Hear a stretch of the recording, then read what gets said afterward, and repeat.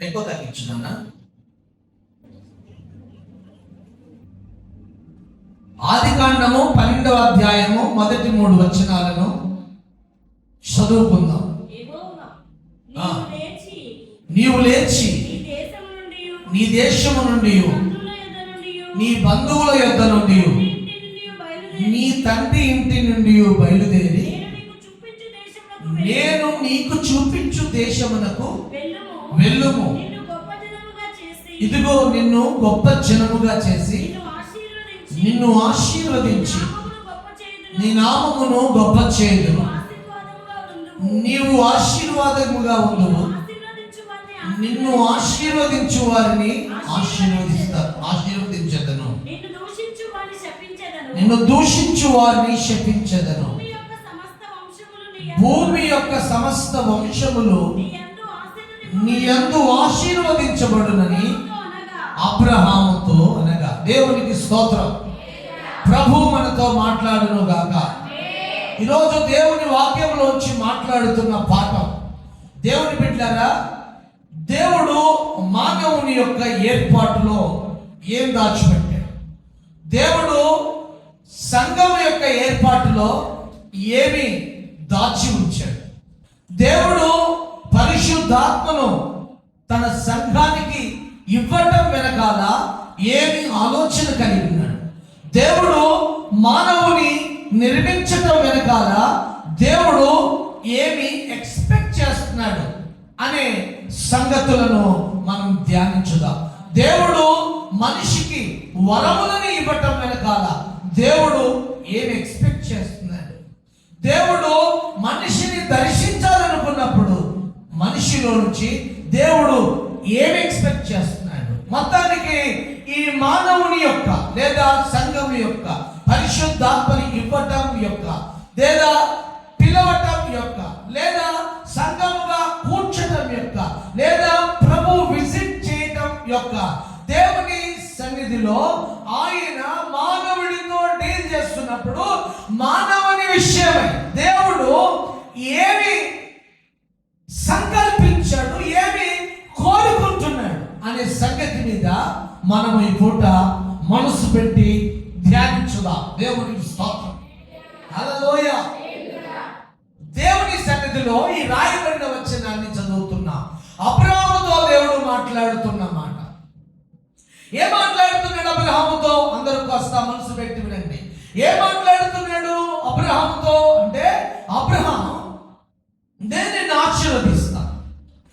ఆశీర్వదిస్తా, నిన్ను గొప్ప చేస్తా, గొప్ప జనముగా మారుస్తా, నేను అభివృద్ధి పరుస్తా, నీ నామమును హెచ్చిస్తా, నిన్ను ఆశీర్వదిస్తా. ఇదంతా స్టోరీ ఏంటంటే, నిన్ను గొప్ప చేస్తా, నిన్ను గొప్ప జనముగా మారుస్తా, నిన్ను హెచ్చిస్తా, నీ నామమును గొప్పగా చేస్తా. ఈ వాగ్దానముల లేదా ఈ ఆశీర్వాదముల అనే ఈ మాటల వెనకాల ఉన్న దేవుని ఉద్దేశం ఏంటంటే, అబ్రహాము, నీ జీవితం ఉంది కదా, ఈ జీవితం ఇంకొకరికి ప్రయోజనకరంగా మారుతుంది. ఒక్కరికి మాత్రమే కాదు, వందలాది మందికి, ఒక్కరికి మాత్రమే కాదు, వేలాది మందికి మాత్రమే కాదు, భూమి యొక్క సమస్త వంశములన్నిటికీ నీ జీవితం ఆశీర్వాదకరంగా మారుస్తా, అంటే ప్రయోజనకరంగా మారుస్తా. నా ప్రభు బిడ్డలారా, దేవుని మాట ఏం చెబుతుందంటే, ఇదిగో ఆశీర్వదిస్తా అంటే ప్రభు ఆశీర్వదిస్తానగానే ఎగిరి గంతేయాలా, కొడుకు ఇస్తాడో బిడ్డని ఇస్తాడో అని ఆనందపడాలా, లేదా దేవుడు ఆశీర్వదిస్తాడనగానే బిల్డింగ్ ఇస్తాడని, సంపాదిస్తాడని, డబ్బు ఇస్తాడని, ఐశ్వర్యం ఇస్తాడని ఆశపడాలా? ఇది సాతానుడి గారి యొక్క ప్లాన్. ఇదిగో ప్రభు, ఇదిగో యేసుక్రీస్తు ప్రభు వారి దగ్గరికి వచ్చి, ఇదిగో ఈ భూమి మొత్తం నీకు ఇస్తా, మహిమిస్తా, ఐశ్వర్యం ఇస్తా, అధికారం ఇస్తా. ఇది వాడి ప్లాన్. అది ఐశ్వర్యం ఇస్తానన్నా, అధికారం ఇస్తానన్నా, మహిమిస్తానన్నా, అది సాతాను గాడి యొక్క స్కీమ్, అది ప్లాన్. అది వాడు చెప్తాడు అట్లాంటి డైలాగులు. ప్రభు ఏర్పాటు వెనకాల, ప్రభు పిలుపు వెనకాల, ప్రభు నిర్ణయాల వెనకాల, ప్రభు సంఘము యొక్క సమకూర్పు వెనకాల, ప్రభు విజిట్ చేయడం యొక్క వెనకాల, ప్రభు సంఘానికి వరములు ఇవ్వటం వెనకాల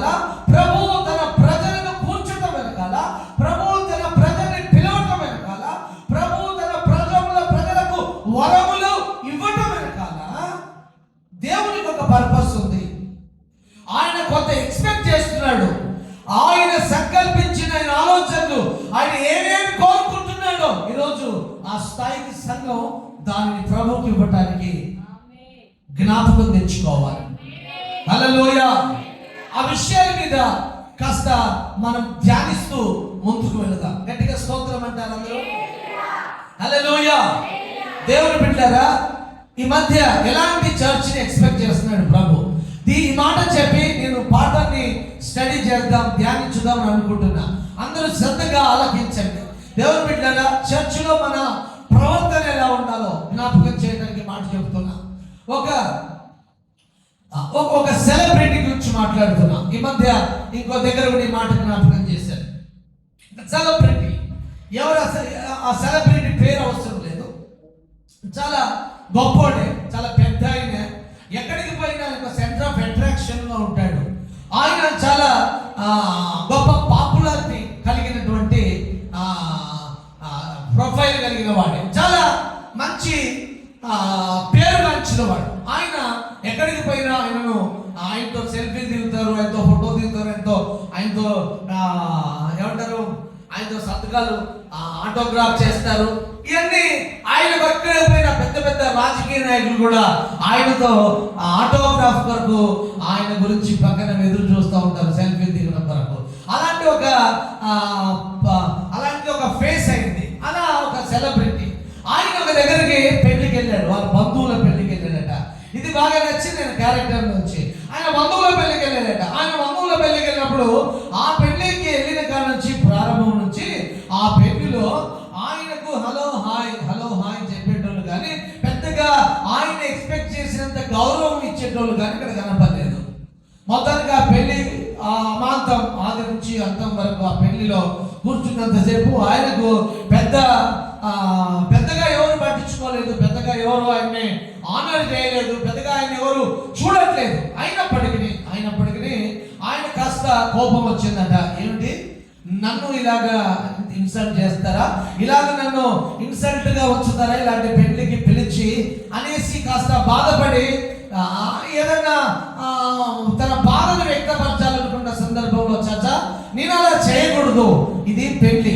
ఈ పెళ్లి వేదికలో పెళ్లి కొడుకు, పెళ్లి కూతురు, వారి బంధువులు, వారి యొక్క పేరెంట్స్ ఆనందంగా ఉండాలి తప్ప ఇది నా వ్యక్తిగతమైనటువంటి మహిమో, నాకు రావలసిన గౌరవము సంబంధించిన విషయం కాదు ఇది. కాబట్టి ఇది నేను ఇప్పుడు నా గౌరవం, నాకు కావాల్సిన గ్లోరీ, నాకు కావాల్సినటువంటి పేరు అనేది ఇంపార్టెంట్ కాదు. ఇక్కడ పెళ్లి బాగా జరగాలి అని ఆ పెళ్లి దగ్గర నుంచి ఆ పెళ్ళంతా ముగించుకొని ఆ సెలబ్రిటీ అనేటైనా ఇంటికి వెళ్ళిపోయాడు. ఆ మాట బాగా నచ్చింది.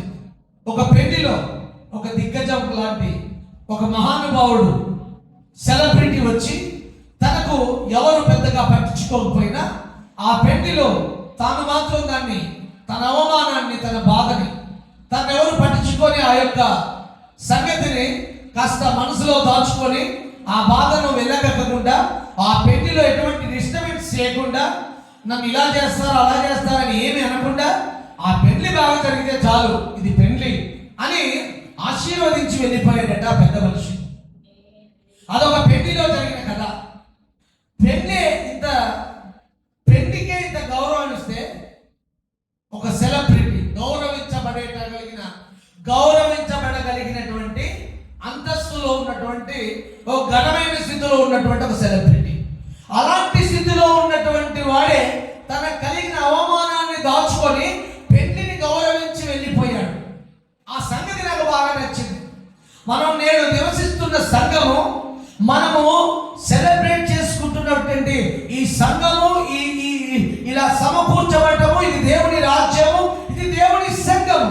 ఈ సంఘము కేవలం ఒక పెళ్లి లాంటిది అనే ఒక సామాన్యమైన సంగతి కాదు. ఇది పెళ్లి అంత సామాన్యమైనది కాదు. ఇది దానికి మించినది, కొలవలేనంత బలమైనది, కొలవలేనంత ఘనమైనది ఈ సంఘం. ఎందుకో తెలుసా? ఈ సంఘములో ఉన్న విశ్వాసులందరూ సంఘాన్ని గురించి ఎరగాలి. అదొక సామాన్యమైన పెళ్లితో కూడిన సంగతి కాదు. ఇది సంఘం. ఏమిటి సంఘం యొక్క ప్రత్యేకత అంటే, దేవుని బిడ్డలారా, సంఘము ఇది దేవుని ఊపిరితో చేయబడింది, దేవుని ప్రాణముతో చేయబడింది, దేవుని జీవంతో చేయబడింది, దేవుని బలముతో, దేవుని చేతి పనితో, యేసుక్రీస్తు శిలువ యాగము ద్వారా, ఆయన పరిశుద్ధ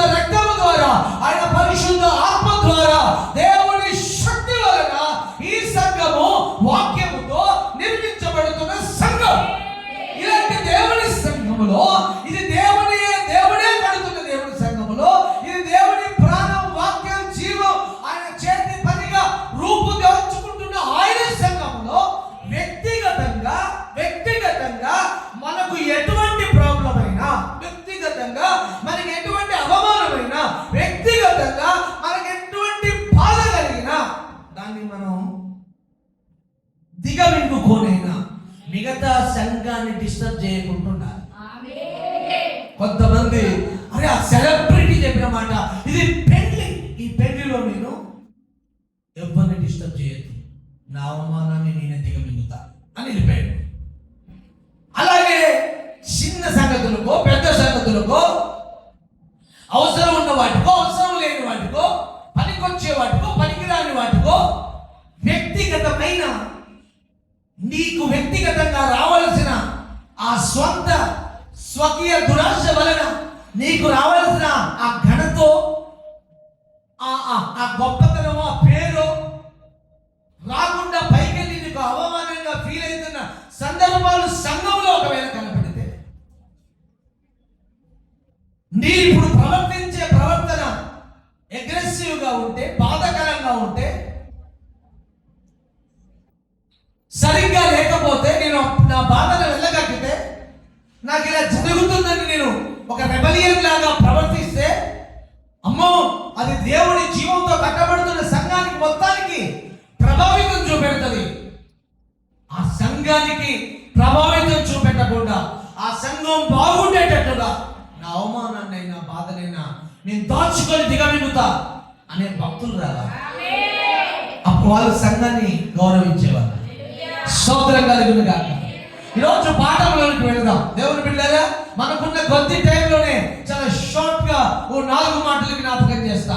దేవుడు మనిషితో డీల్ చేస్తున్నా, మనిషి దేవుడితో డీల్ చేయాల్సిన ఆ 2 సంగతులను మీ ముందు పెట్టాలనుకుంటున్నా.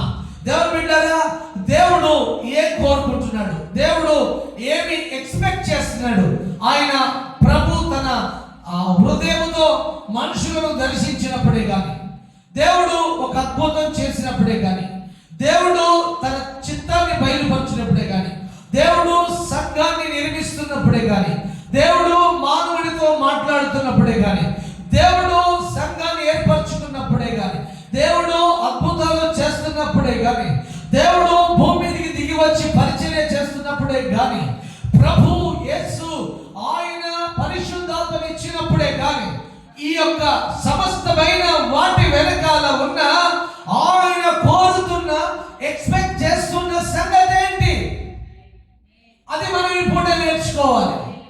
హల్లెలూయా.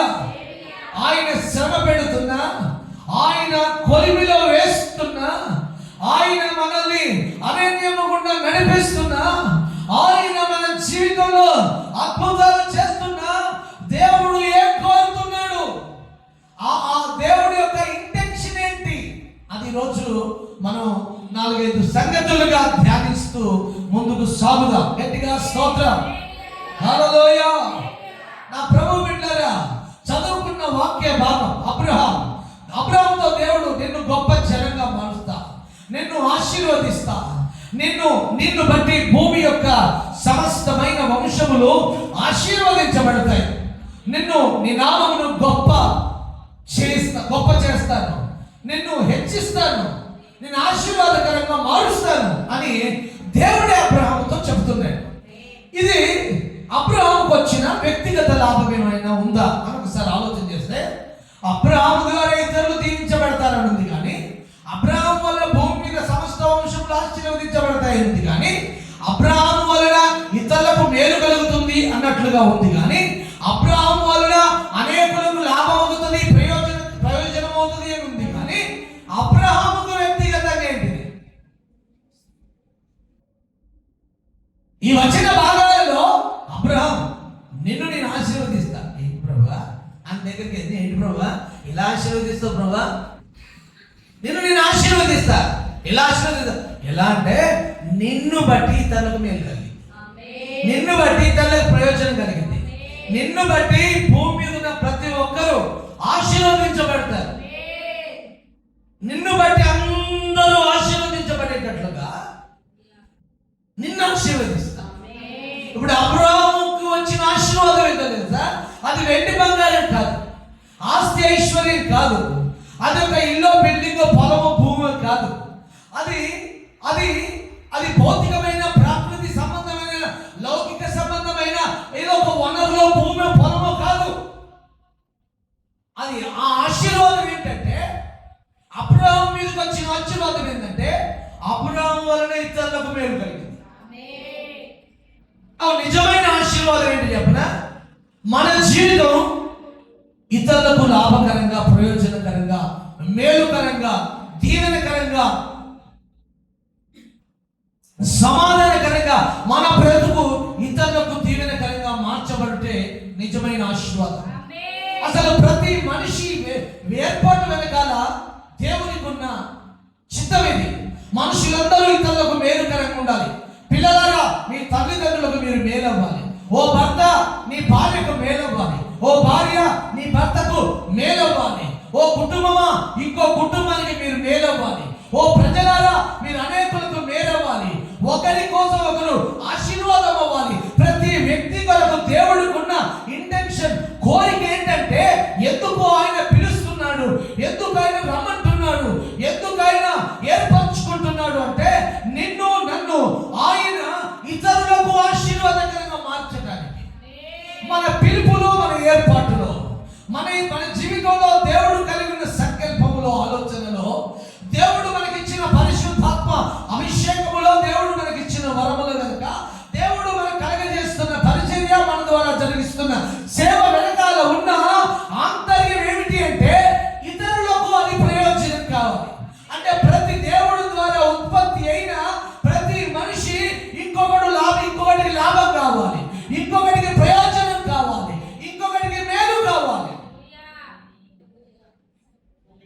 ఈరోజు ఏ పిల్లలు ఏ తల్లిదండ్రులకు ప్రయోజనకరంగా లేదు. భార్య భర్తకి లాభం కావట్లే, భర్త భార్యకు లాభం కావట్లే, పిల్లలు తల్లిదండ్రులకు లాభం కావట్లే, తల్లిదండ్రులు పిల్లలకు లాభం కావట్లే. ఈ సమాజంలో ఎవరికి ఎవరు లాభంగా లేక ఒకరినొకరు పొడుచుకునేటట్లుగా, గుంజుకునే మాదిరిగా ముండ్ల పొదల్లాగా మారిపోయారు. ఇంత శాపకరంగా మారింది. శాపకరమైన బ్రతుకు అది. ఏదేను వనములో పాపం జరిగిన వెంటనే ప్రభు దిగి వచ్చి శపించాడే. వారి శాపాన్ని తెచ్చుకున్నారే. ఆ శాపకరమైన బ్రతుకు ఏంటంటే, ఎవరికి లాభంగా మారమ్మా. అయ్యా, ఇతరులకు లాభకరంగా మారడం సరేనయ్యా, మరి నా బతుకు మేలేంటయ్యా? నీ మేలు నాకు వదిలిపెట్టు, నీ గురించి నాకు వదిలిపెట్టు. నీ కొరకు నా ప్రాణం ఇచ్చాను, నీ కొరకు నా ప్రాణం ధారపోసాను, నా రక్తం ఇచ్చాను, నీ కొరకు నా పోలిక ఇచ్చా, నీ కొరకు నా జీవం ఇచ్చా. నువ్వు అడిగావని నిన్ను పుట్టించలే, నువ్వు అడిగావని నిన్ను కనలే, నువ్వు అడిగావని నిన్ను ఏర్పరచుకోలేదు, నువ్వు అడిగావని నిన్ను పిలవలేదు.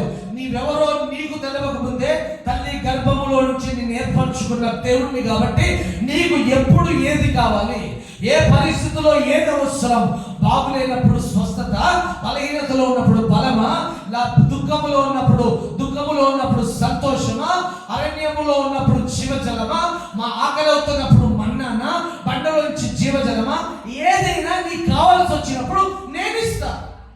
నీకు ఏది అవసరమో నేను ఇస్తా. హల్లెలూయా. నీ బాధలో, నీ కన్నీళ్ళలో, నీ కష్టాల్లో, నీ వేదనలో, నీ శోధనలో, నీ పోరాటాల్లో, నీ యొక్క అపజయాల్లో నీ పక్షాన్ని నేను దిగి వస్తా, నీకు సహాయం చేస్తా. నీకు ఏది కావాలో, నువ్వు ఏది నీకు లాభమో, ఏది నీకు మేలో, ఏది నీకు అవసరమో, ఎప్పుడు ఏ కాలానికి సమయోచితంగా ఏది నీకు అవసరమో, నీ పాదములకు రాయి తగలకుండా ఎత్తి పట్టుకునేందుకు దూతని నేను పెడతా. నీ కోసం సమస్తము నేను చేస్తా. కానీ నువ్వు నా కోసం నేను నిన్ను ఆశీర్వదిస్తున్నాను. నువ్వు అనేకులకు లాభకరంగా. హల్లెలూయా. ఈ పాఠంలో నా యొక్క ఆలోచన ఏంటంటే, దేవుని బిడ్డలారా, ఈ పాఠంలోంచి దేవుని యొక్క ఆంతర్యంలో ఉన్న ఆలోచన ఏంటంటే, దేవుడు ఎక్స్పెక్ట్ చేస్తున్నాడు, దేవుడు కోరుతున్నాడు, దేవుడు ఆశపడుతున్నాడు, దేవుడు పని చేస్తున్నాడు, దేవుడు భూమి మీద తన ఒక పనిని కలిగి ఉన్నాడు. దేవుడు మన నుంచి కోరుకుంటున్న అంశం, దేవుడు మన నుంచి ఎక్స్పెక్ట్ చేస్తున్న సంగతిని ఇందులో దాచిపెట్టి ఉంచాడు. దేవునికి ఏం సంకల్పం ఉంది కదా, దేవుడికి ఏం ప్లాన్ ఉంది కదా, దేవుడికి మన ఎడల ఇంత ఆరోగ్యవంతమైన కోరిక ఉంది కదా. అది మనిషి మనం భక్తి చేద్దామా, దాని నుంచి దూరం అవుదామా? దేవుడు కోరినది, దేవుడు ఆశిస్తున్నది, దేవుడు మనల్ని ఎందుకు పుట్టించాడో, ఎందుకు ఏర్పరచుకున్నాడో, ఎందుకు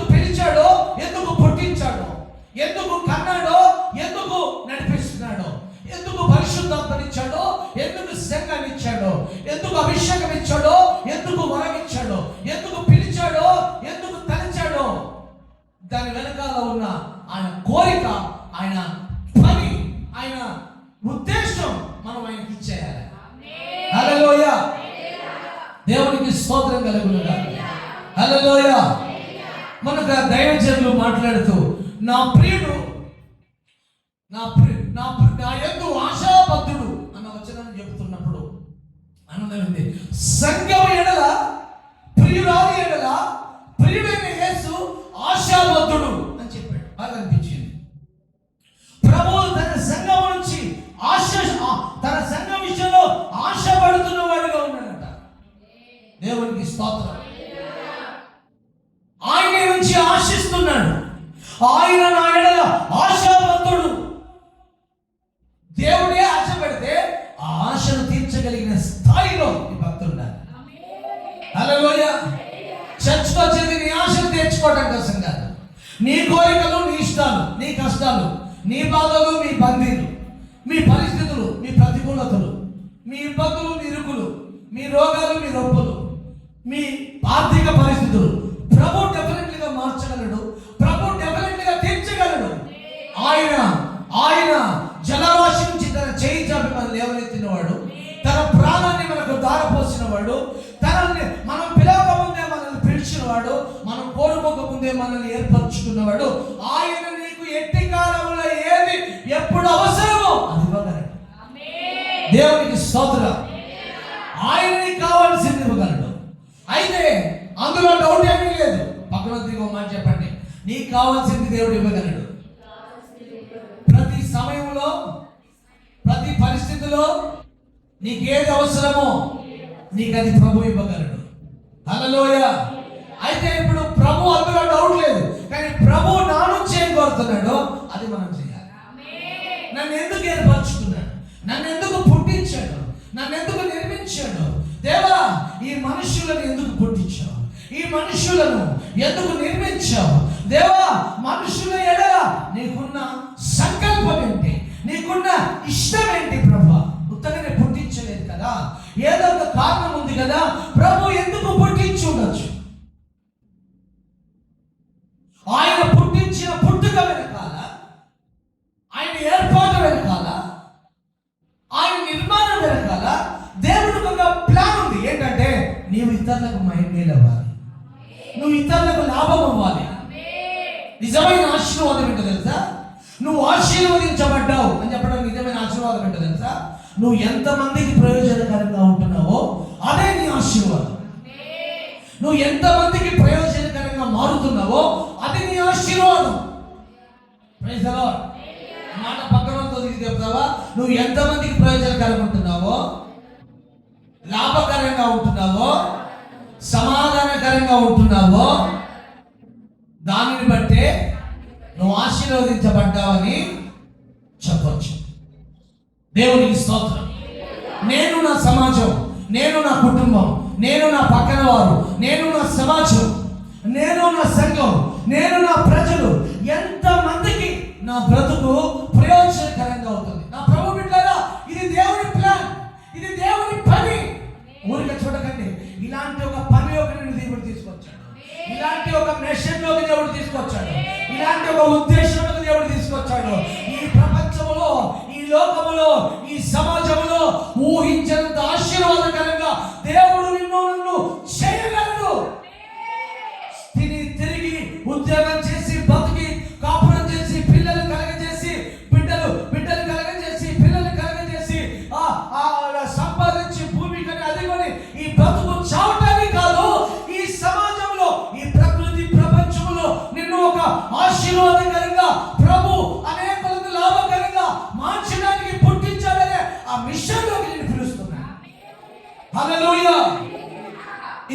ఇది అందరూ అనుకున్న ఒక మామూలు, ఒక మత సంబంధమైన చర్య కాదు. ఇది దేవుడే ఉంటే, దేవుడే సజీవుడైతే ఇగో అక్యురేట్ గా ఇంతకంటే నాస్తికుడైనా, దేవుని నమ్మనివాడైనా, దేవుడు లేడు అని ప్రశ్నించే హేతువాదైనా గట్టిగా ఖచ్చితంగా ఒప్పుకోక తప్పదు అన్న లాజికల్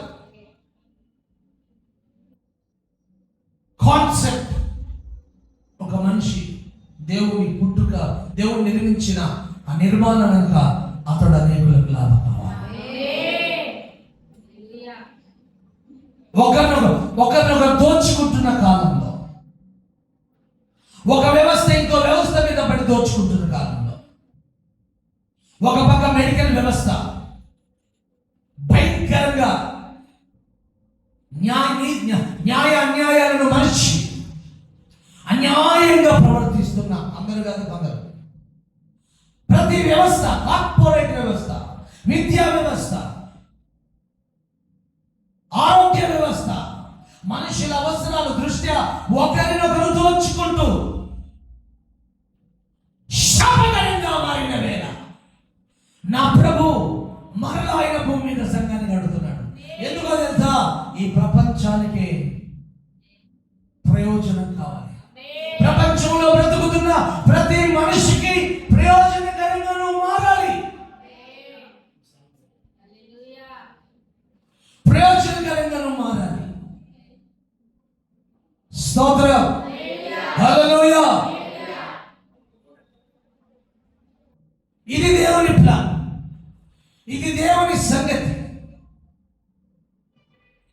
ఈనాడు మానవ జీవితాన్ని ఆలోచన చేస్తే ఎంత ఎంత ఒకరినొకరు నష్టపరుచుకునేటట్లుగా ఉంది కదా, శాపకరంగా ఉంది కదా. నేను అంటాను, నువ్వు ఎంత మందికి ఆశీర్వాదకరంగా, ప్రయోజనకరంగా, లాభకరంగా మారితే నిజంగా దాన్ని ఆశీర్వాదం అనాలి. Praise the lord. బైబిల్ ఒక దగ్గర ఇలా రాయబడి ఉంది, నా తండ్రి చేత ఆశీర్వదించబడిన వారులారా రండి, లోకం పుట్టినది మొదలుకొని మీ కొరకు సిద్ధపరచబడినది పరలోకము రాజ్యాన్ని స్వతంత్రించుకొని అంటాడు. నా తండ్రి చేత ఆశీర్వదించబడిన వారులారా అంట. అయ్యా అప్పుడు అంటాడు, అయ్యా ఏంటయ్యా మమ్మల్ని ఇలాగా పిలుస్తున్నావు, ఏందయ్యా దగ్గరికి వస్తే, అవును నేను ఆకలి కొంటే ఆకలి, దప్పి కొంటే దప్పి ఇచ్చాను,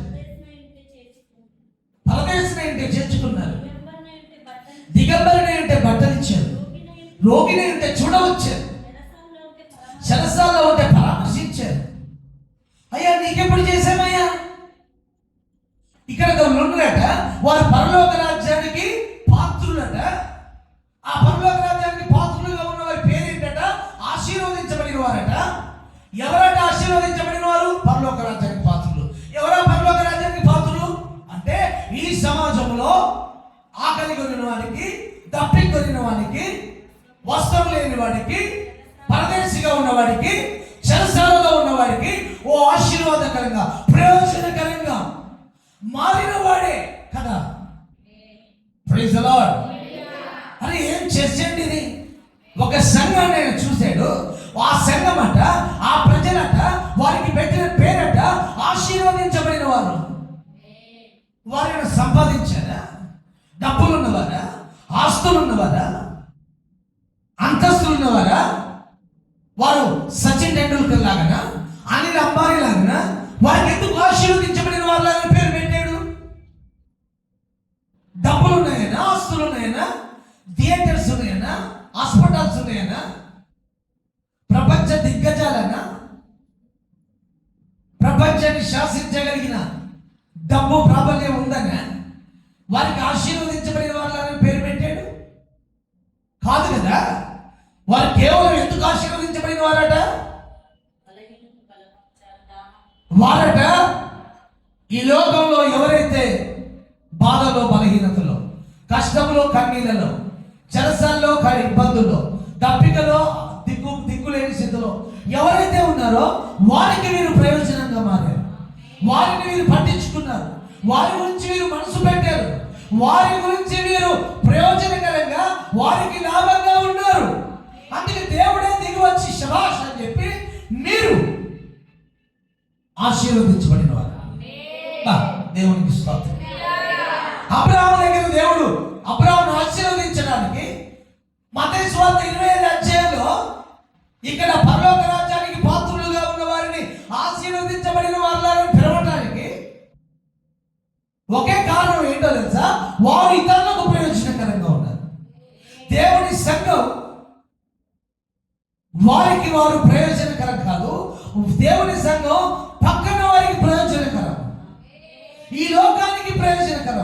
ఈ సమాజానికి ప్రయోజనకరం.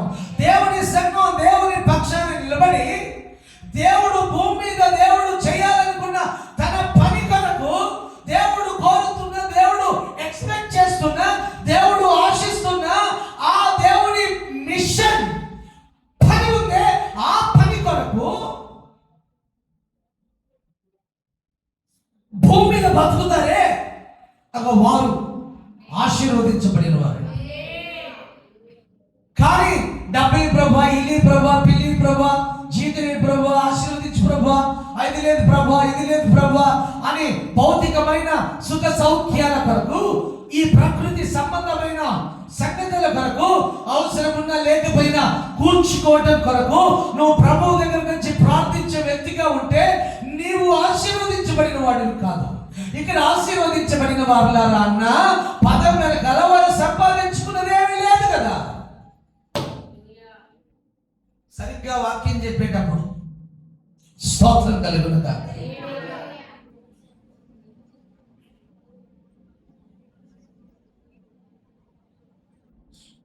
వాక్యం విందాం. చాలా పాయింట్, మంచి ఇంపార్టెంట్ పాయింట్ చెప్తున్నాం, వినాలి, అందరూ వినాలి. Praise the lord.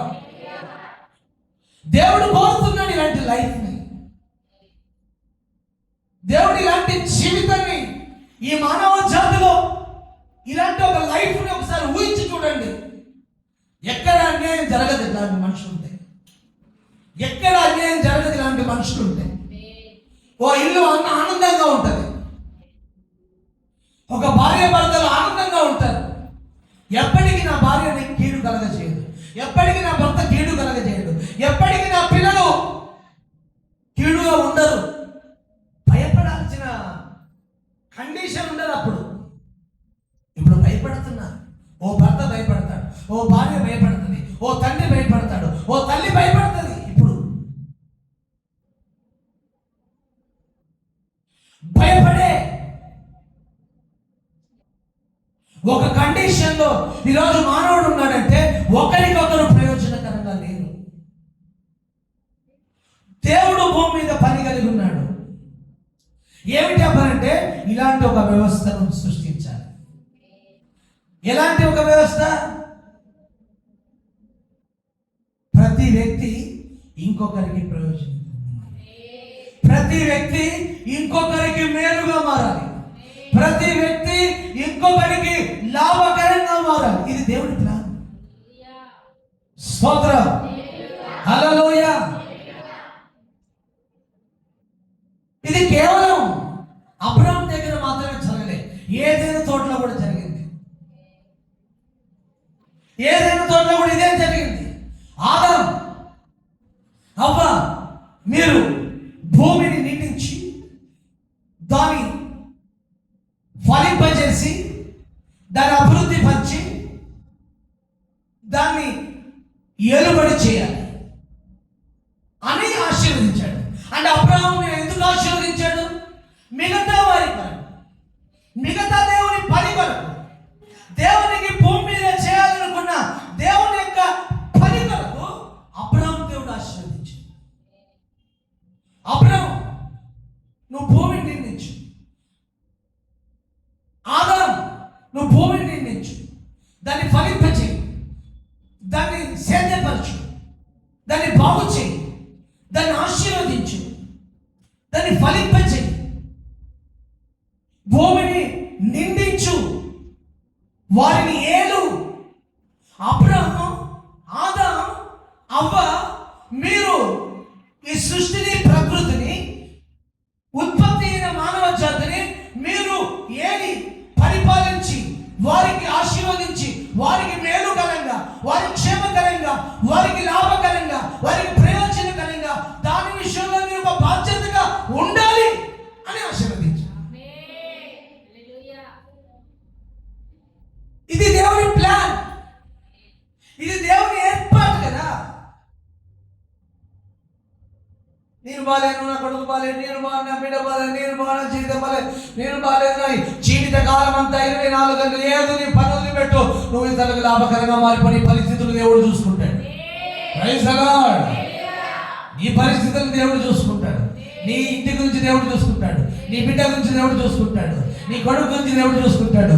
నీ బిడ్డల గురించి, నీ భార్య గురించి, నీ పిల్లల గురించి, నీ ఆస్తి గురించి, నీకు కావాల్సిన ప్రతి విధమైన అవసరతల గురించి దేవుడు చూసుకుంటాడు. అయితే భూమి మీద దేవుడు చేయాలనుకున్న దేవుడి ఆశ పని నువ్వు ఇతరులకు లాభకరంగా. దీని పేరు ఆశీర్వాదం. దీని పేరు ఆశీర్వాదం. Praise the lord. హల్లెలూయా. ఇంకా ప్రభువా నువ్వేం చేస్తావని కాదు, ప్రభు ఎందుకు పుట్టించాడు, ప్రభు ఎందుకు పిలిచాడు, ప్రభు ఎందుకు నిర్ణయించాడు, ప్రభు ఎందుకు సంకల్పించాడు, ప్రభు ఎందుకు అభిషేకం ఇచ్చాడు, ప్రభు ఎందుకు సంఘముగా మార్చాడు, ప్రభు ఎందుకు ప్రాణం ఇచ్చాడు, ప్రభు ఎందుకోసమే నన్ను పరిశుద్ధాత్మతో నింపి వరములిచ్చాడు, వాటి వెనకాల ఉన్న ఆంతర్యం నీ ఇతరులకు లాభం. అది తెలుసుకోవాలి. ఓ 4 పాయింట్లుగా మీకు జ్ఞాపకం చేస్తా. ఆదాము నిర్మాణంలో ఇతరులకు లాభకరంగా ఉండాలి. అబ్రహాము పిలుపులో ఇతరులకు లాభకరంగా ఉండాలి. ఓకే, రైటా? Praise the lord. Hallelujah, hallelujah. ఇతరులకు లాభకరంగా ఉండాలి. ఒకరోజు అబ్రహాము దగ్గరికి దేవుడు వచ్చాడు, ప్రభు వచ్చాడు, దేవదూతలు వచ్చారు. దేవదూతలు దగ్గరే ఆ వాకి నిలబెట్టారు. ప్రభువా అని వాకి నిలబెట్టి ఏమన్నా తెలుసా?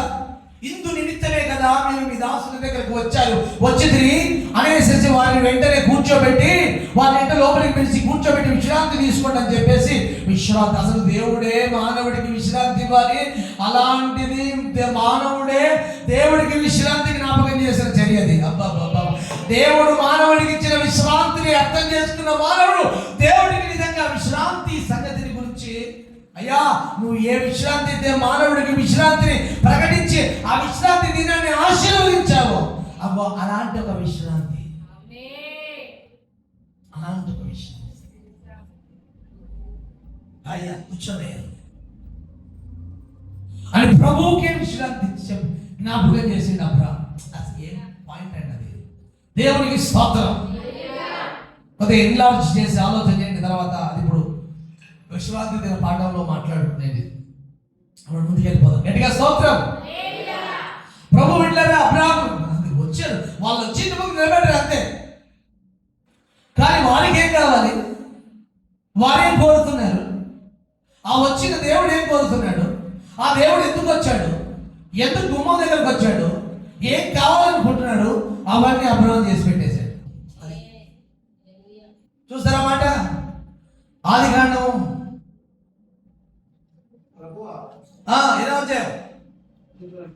18వ అధ్యాయం ఆదికాండం. ప్రభువా నీ కటాక్షం నా మీద ఉన్న ఎడల ఇప్పుడు నీ దాసుని దాటిపోవద్దు, నేను కొంచెం నీళ్లు తెప్పించదును, దయచేసి కాళ్ళు కడుక్కొని ఈ చెట్టు కింద అలసట తీర్చుకుని కొంచెం ఆహారము తెచ్చదును, మీ ప్రాణమును బలపరుచుకుని తర్వాత మీరు వెళ్ళవచ్చును. ఇంది నిమిత్తము కదా మీ దాసుని యొద్ద వచ్చిందని వారు వచ్చారు అనెను. వారు నీవు చెప్పినట్టు చేయవలగా అబ్రహాము గుడారంలో నున్న శారా యొద్దకు త్వరగా వెళ్ళి నీవు త్వరపడి 3 మానికల మెత్తని పిండి తెచ్చి పిసికి రొట్టెలు చేయమని చెప్పారు. దేవుని బిడ్డలారా, అబ్రహాము దగ్గరికి వచ్చిన దేవుని దూతలు లేదా దేవుడు వారిని అబ్రహాము తన గుమ్మములో వచ్చిన తర్వాత వచ్చారండి, హలో హాయ్ అండి, వచ్చారండి అని అనకుండా అసలు ఎందుకు వచ్చారు, ఎందుకు విజిట్ చేశారు, ఏం కోరుతున్నారు, ఇవన్నీ వారి అబ్రహాముకి దేవుడు లేదా దూతలేని ప్రకటించలేదు, చెప్పలేదు.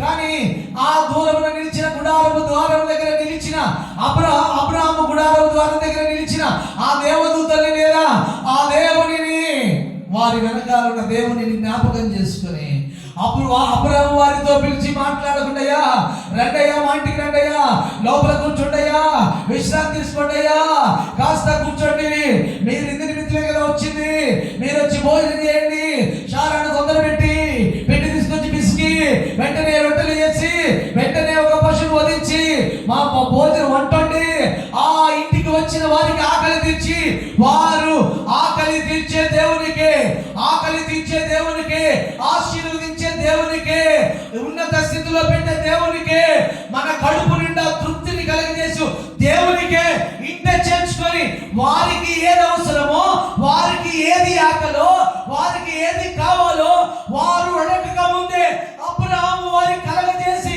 ఇచ్చాడు కదా. చెప్పితే చేశాడా? అడిగితే చేశాడా? భక్తుడి లక్షణం అది.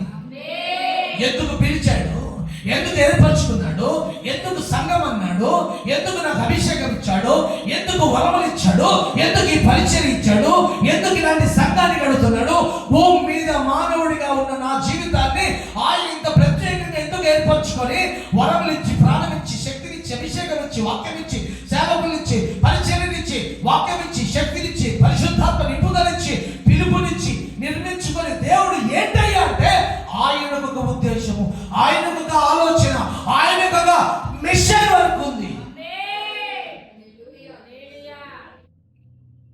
అది నీకు చెప్పకముందే అర్థం కావాలి.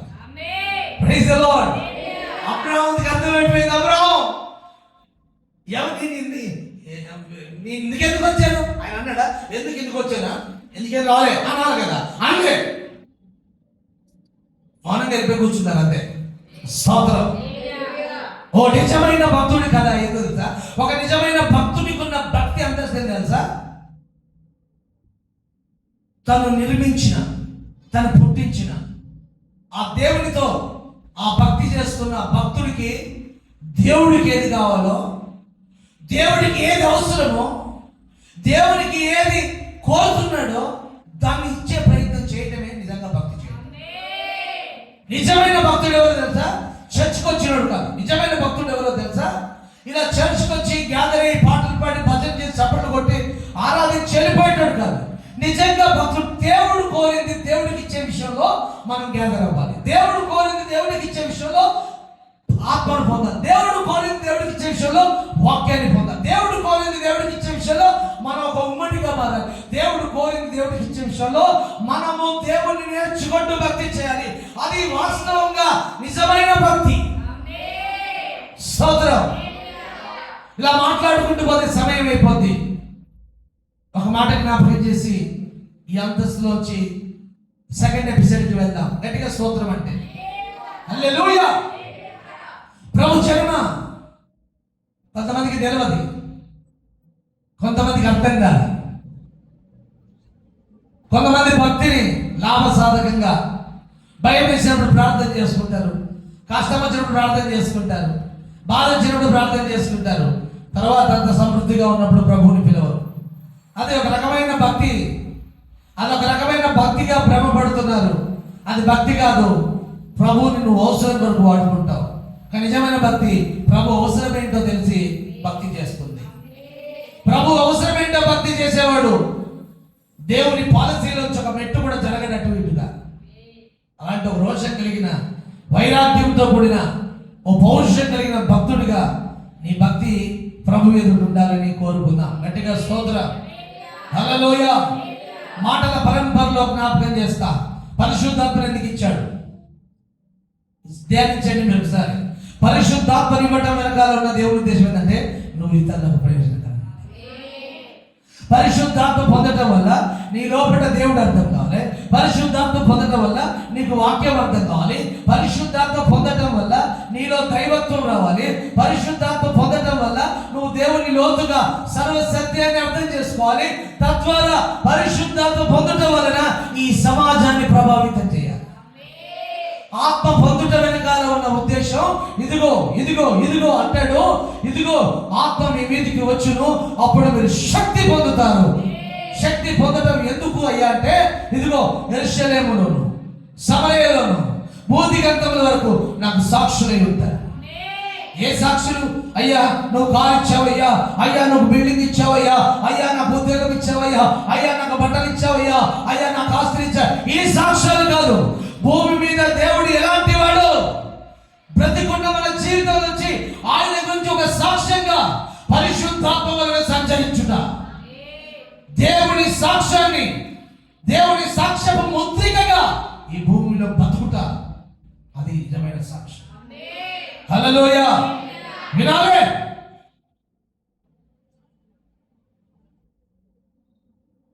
సాక్ష్యం.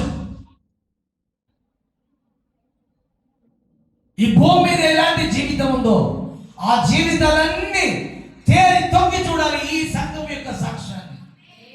ఈ సంఘం, ఈ సాక్షి స్థలం అనే ఈ సంఘాన్ని చూసినప్పుడు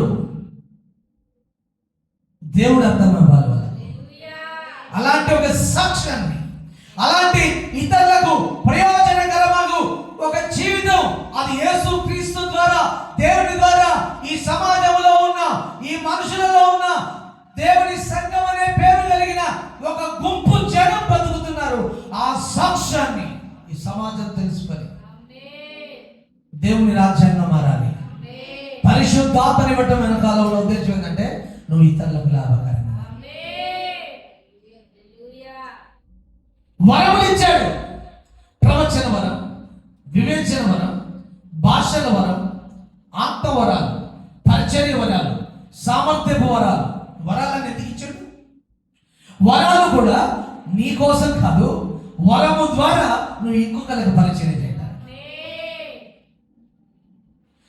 వరము అంటే పరిశుద్ధాత్మనిచ్చిన ఇంకొకరికి ప్రయోజనకరం, మానవుడిని నిర్మించిన ఇంకొకరికి ప్రయోజనకరం, అబ్రహామును పిలిచిన పిలుపులో ఇంకొకరికి ప్రయోజనకరం. డియర్ చర్చ్, ఈ ఎపిసోడ్స్ అన్ని చూడండి ఎంత ప్రయోజనకరం. Praise God. ఎన్ని మాట్లాడుకుంటున్నాము. హల్లెలూయా. మానవుని నిర్మాణం ఆశీర్వాదం అని చెప్పినా అది ఇంకొకరిలాగా. ఆశీర్వాదం అనే ఆశీర్వాదములో ఉన్న ఉద్దేశం ఇంకొకరికి లాభకరం. పిలుపులో ఉద్దేశం చెప్పొచ్చుగా, మీరేం చెప్పట్లేదు. అర్థం కాలే? అర్థం కదా. ఆశీర్వాదం అనే ప్రకటనలో ఉన్న ఆంతర్యం ఇంకొకరికి, పిలుపులో ఉన్న ఆంతర్యం చెప్పాలి ఇంకొకరికి లాభకరం. పరిశుద్ధాత్మని ఇవ్వడంలో ఆంతర్యం, వరాలను ఇవ్వడంలో ఉన్న ఆంతర్యం. అంటే బైబిల్లో ఒక భక్తుడికి పుట్టించిన కాంచి వారిని ప్రభు ఏర్పరచుకొని, నిర్ణయించుకొని, సంఘముగా మార్చుకొని, అభిషేకం ఇచ్చి వరం ఇచ్చి ఏది చేసినా ఏంటట చెప్పాలి. ఏంటట? ఇంకొకరికి ప్రయోజనం, ఇంకొకరికి ప్రయోజనకరంగా బతకడం అంటే ఆశీర్వదించబడతారు. ఇంకొకరికి లాభకరంగా ఉండటం వరం కలిగి ఉంట, ఇంకొకరికి లాభకరంగా ఉండటం పరిశుద్ధాత్మతో నిండి ఉండుట. స్తోత్రం. హల్లెలూయా. ఏర్పాటు అన్న ఇతరుల కొరకే, ఎన్నిక అన్న ఇతరులకు లాభమే, పిలుపు అన్న ఇతరులకు లాభమే, పరిశుద్ధాత్మ నింపుదలన్నా ఇతరులకు లాభమే, మనిషి నిర్మాణం అన్నా ఇతరులకు లాభమే, దేవుడు విజిట్ చేసిన ఇతరులకు. అంటే ఈ మనిషితో దేవుడు డీల్ చేస్తున్నప్పుడల్లా మనిషి విషయంలో దేవుడు ఎక్స్పెక్ట్ చేస్తుంది ఏంటంటే నీవు అనేకులకు లాభం. ఇలాంటి ఒక సమూహంలో మనం చేరున్నాం. స్తోత్రం చెప్పండి. ఆనందపడేవారు స్తోత్రం చెప్పండి. Hallelujah. It is the God's mission. ఇది దేవుని అభిష్టం, ఇది దేవుని కోరిక. హల్లెలూయా. ఇలాంటి ఒక జనంగా, ఇలాంటి ఒక మిషన్ గా, ఇలాంటి ఒక తరముగా, ఇలాంటి ఒక అభిషక్తులుగా, ఇలాంటి ఒక పనివారిగా, ఇలాంటి ఒక వరము కలిగిన వారిగా, ఇలాంటి ఒక ఆశీర్వాదం కలిగిన వారిగా, ఇలాంటి పిలుపు కలిగిన వారుగా, ఇలాంటి స్వరం కలిగిన వారుగా, ఇలాంటి బ్రతుకు కలిగిన వారుగా దేవుడు మనల్ని సంఘముగా మార్చాడు. Praise the lord. ఇది వ్యక్తిగతమైన లాభం కొరకు ఏంది కాదు, ఇది ఒక ఇల్లు కట్టుకోవడం కొరకు ఏంది కాదు, ఇది ఒక ఉద్యోగం కలిగేది కాదు, ఇది పొలము భూమి పట్ల కలిగేది కాదు, ఇది ఆస్తి పాస్తుల కలిగేది కాదు, ఇది దేవుని అభిష్టం. ఏం ఆలోచన అండి దేవుడిది. ఊహిస్తా అంటే ప్యాసేజ్ దీన్ని స్టడీ చేస్తా ఉంటే ఇంత గ్లోరిఫైడ్, ఇంత భయంకరంగా. ఇలాంటి ఒక సంకల్పంలో దేవుడు మనల్ని పిలిచాడు. Praise God. హల్లెలూయా. అందుకే నేను కఠినంగా నడిచిన, ప్రవర్తించిన, జీవించిన, మాట్లాడిన, లేచిన, బట్ట కట్టిన, రోడ్డు కట్టిన, పనిలో ఉన్నా, అంతస్తులో ఉన్నా, ఉన్నతంగా ఉన్నా, డౌన్లో ఉన్నా, ఎలాంటి కండిషన్లోనైనా నా యావత్తు ప్రవర్తన అంతయు పరిశుద్ధంగా ఉండవలెను అంటాడు. పరిశుద్ధంగా ఉండవాలంటే అర్థం ఏంటి? ప్రతి ప్రవర్తన దేవుని పాలసీలకు తగ్గట్టు ఉండాలి. నువ్వు ఫంక్షన్ చేసినా, ప్రోగ్రామ్ చేసినా, కార్యక్రమం చేసినా, ఏడ్చినా, నవ్వినా, మాట్లాడినా, నడిచినా, లేచినా, బట్ట కట్టినా, ఎలాంటి కండిషన్లోనైనా దేవుని పాలసీలకు తగ్గట్టు ఉండాలి. Praise God. అబ్రహాం నీ కొడుకుని ఇచ్చే బాబు. అరే ఒక్క మాట మాట్లాడలేదే, ఇదే కదా నువ్వు కోరిక, తీసుకో ఇచ్చేసేది కదా. అరే ఆ రోజు తన కన్న కొడుకు శవం ఆయనే కత్తి లేపి తలను మొండెం నుంచి వేరు చేసే ఆ పరిచర్య, కట్టెలు పేర్చి ఆ అగ్నిలో కాల్చి బూడిద చేసే ఆ పరిచర్య కన్న తండ్రి అబ్రహాంకే దేవుడు అప్పగిస్తే, ఈ రోజుల్లో పిల్లల్ని పెంచుతున్నారే, తన కొడుకులను దేవుడు కోరినది చేసేటట్టుగా పెంచే తల్లిదండ్రులు కావాలి. దేవుడికి స్తోత్రం. తమ పిల్లలను దేవుడు కోరిన దాని కొరకు దేవుడు మాకు ఇచ్చాడు అన్నది అబ్రహాం నేర్పుతున్నాడు. నాకెందుకు కొడుకు ఇచ్చాడు తెలుసా? ప్రభువు కోరుకున్నాడు, దానికి నేను ఇస్తున్నా. ఇది ఆయన భక్తులందరికీ అబ్రహాం నేర్పుతున్న పాట. నాకు ఇచ్చిన కొడుకు, నాకు ఇచ్చిన బిడ్డ. అబ్రహాం నా తండ్రి అయిన పితరుడైన అబ్రహాం చూసినప్పుడు నాకు అర్థమైంది తెలుసా, మాకు ఇచ్చిన కొడుకు బిడ్డ. ఎందుకో తెలుసా? ఆయన ఇష్టాలు చేయటానికి. ఈ పునాది బిడ్డలకు ప్రారంభం నుంచి వేయాలి. స్తోత్రం కలుగునుగా. ఆ పునాది ప్రారంభం నుంచి వేయాలి. వాళ్ళ కూర్చోట, నిలబడ్డ, మాట్లాడట నేర్పించాలి. సత్యాన్ని గురించి, రాబో తరములకు దేవుని గురించిన ధ్యాస లేకుండా పోకుండానట్లుగా, పిల్ల తరానికి సాక్ష్యం నిలిపేటట్టుగా నీ ఇంటి నుంచే దేవుని బోధ జరగాలి. నీ ఇంట్లో నీ కొడుకు, నీ బిడ్డకు నువ్వు దీవెనకరంగా మారాలి. స్తోత్రం కలుగునుగా. మళ్ళా వాళ్ళు ప్రయోజకులు అవుతూ, మళ్ళా వాళ్ళు రేతులు వారు పూర్తిగా దేవుని మీద ఆధారపడేటట్టు చేయాలి.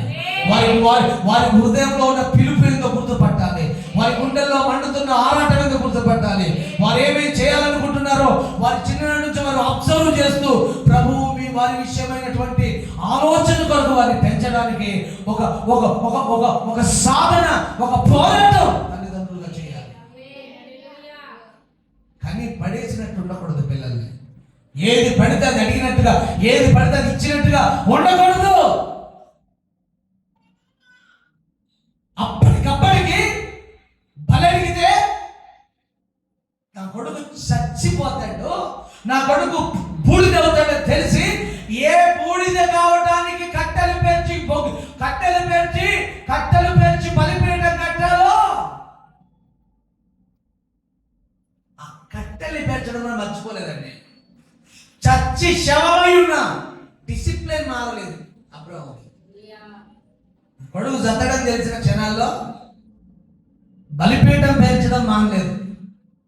అలాంటి భక్తులు కావాలంటే అవసరానికి అక్కడికి, మీ ఇష్టానికి, మీకు నచ్చినట్లు, మీరు కోరినట్లు, మీకు నచ్చినట్టు మీరు బతికే బతుకు లేదా భక్తి, దేవుని నిబంధనలను, దేవుని పాలసీలను బ్రేక్ చేస్తూ భక్తి చేయడం అవుతుంది. ఆ దేవుని ఎక్కిరించడం అవుతుంది. మీరు ఆలోచిస్తున్న చిన్న ఆలోచనైనా అది దెయ్యాల ప్రపంచంలోంచి కలుగుతున్న కోరిక, దేవుని ఆలోచనలోంచి, పాలసీలోంచి వచ్చిన కోరిక చెక్ చేసుకుని బతకాలి. అందుకే పేతురు పుస్తకంలో అంటాడు, మీ కంప్లీట్ ప్రవర్తన పరిశుద్ధంగా ఉండవలను. నేను చెప్తున్న పాఠం ఏంది? 5-6 సంగతులు జ్ఞాపకం చేశాను ప్రతి ఎపిసోడ్లో. ఆయన విజిటేషన్లో, ఆయన ఏర్పాటులో, ఆయన ఆత్మీయులో, ఆయన సంఘంగా కూర్చోడంలో, ఆయన మానవుడిగా పుట్టుచుట్లో, ఆయన పిలవటంలో, అన్నింటిలో కంప్లీట్ ఒక్కటే సంగతి ఉంది. నీవు, నేను ఇంకొకరికి ప్రయోజనకరంగా ఉండాలి. నువ్వు ఎంతమందికి ప్రయోజనకరంగా ఉంటావో, ఎంతమందికి లాభకరంగా ఉంటావో అలాంటి ఒక మిషన్ని, అలాంటి ఒక జీవితాన్ని, అలాంటి ఒక సమాజాన్ని, అలాంటి ఒక సంఘాన్ని, దాని కొరకు ఆయన ప్రాణాన్ని, దాని కొరకు ఆయన అభిషేకాన్ని, దాని కొరకు ఆయన వరములను, దాని కొరకు ఆయన సన్నిధిని, దాని కొరకు ఆయన వాక్యాన్ని, దాని కొరకు ఆయన జీవాన్ని ధారపోసాడు. అలాంటి ఒక వ్యవస్థను పుట్టించాడు. దాని దేవుని రాజ్యం అన్నాం. హల్లెలూయా, హల్లెలూయా. ఒక పక్క భర్త, ఒక పక్క బట్టలు, మతి స్థిమితం కోల్పోయి బట్టలు తీసేసుకుంటారు ఒక భార్య. మరొక పక్క చచ్చిపోయిన తన కొడుకు, బొంద తీయడానికి చచ్చిపోయిన తన కొడుకు, బొంద తీయడానికి కూడా ఎవడు సహాయంగా రాకపోతే, ఆనాడు ఉన్న దురాచారాల ప్రకారం చచ్చిన శవాన్ని ముట్టుకోవడానికి ఎవడు రాని పరిస్థితిలో ఉంటే, చచ్చిన తన కొడుకును ముద్దాడుతున్నాడో, గట్టిగా ముట్టుకుంటున్నాడో, తర్వాత పోయి బొంద తోడుతున్నాడో ఏమో నాకు తెలియదు. కానీ భయంకరమైనటువంటి జోరు వానలో తన కొడుకు శవాన్ని అక్కడ పెట్టుకొని, తన భార్య మతిస్థిమితం కోల్పోయి పిచ్చిగా చేస్తుంటే, తన కొడుకు చచ్చి శవమై ఉంటే, బొమ్మ తీయడానికి కూడా ఒకటి రాకపోతే, తానే తన కొడుకును ముద్దాడుతున్నాడో, హత్తుకుంటున్నాడో, ప్రేమిస్తున్నాడో, గుండెలకు హత్తుకుంటున్నాడో, ఆ కొడుకు వెంటకలు నిమురుతున్నాడో, ఆ కొడుకుని గట్టిగా హత్తుకుంటున్నాడో నాకు తెలియదు. కానీ బొంద తీస్తున్నాడు. ఈ రెండింటి మధ్యలో ఒకడు పరిగెత్తుకుని చెప్పాడు, అయ్యా, నీవు తయారు చేస్తున్న బైబిల్ ముద్రణాలయము, బైబిల్ ముద్ర చేసినావు కదయ్యా, అవన్నీ ఆ యంత్రం తగలబడిపోయిందయ్యా అని ఒకటి చెబితే, ఒక పక్క భార్య, మరో పక్క చచ్చిన తన కొడుకు, మరో పక్క భారతదేశంలో చేయాలనుకుంటా తన పని మొత్తం కూలిపోతే కూడా ఎక్కడ గుండె నిబ్బరం చెదరకుండా అందరినీ పక్కకి పెట్టి ఈ భారతదేశంలో ఓ విప్లవాత్మకమైన మార్పు తీసుకొచ్చి మన చేతుల్లో నేడు బైబిల్ ఉంచి 35 భాషల్లోనికి బైబిల్ తర్జుమా చేసి ఇదే భారతదేశంలో శ్రీరాంపూర్ యూనివర్సిటీని సృష్టించి నిర్మించి అలాంటి ఒక చరిత్రలో నుంచి పుట్టిన భక్తులం, అలాంటి ఒక చరిత్రలో పుట్టిన భక్తులంటే మలగలం మనం. సడన్ గా పుట్టిన వాళ్ళం కాదు, అలాంటి ఒక చరిత్రలోంచి చీల్చుకుంటూ పుట్టించాడు దేవుడు మనల్ని.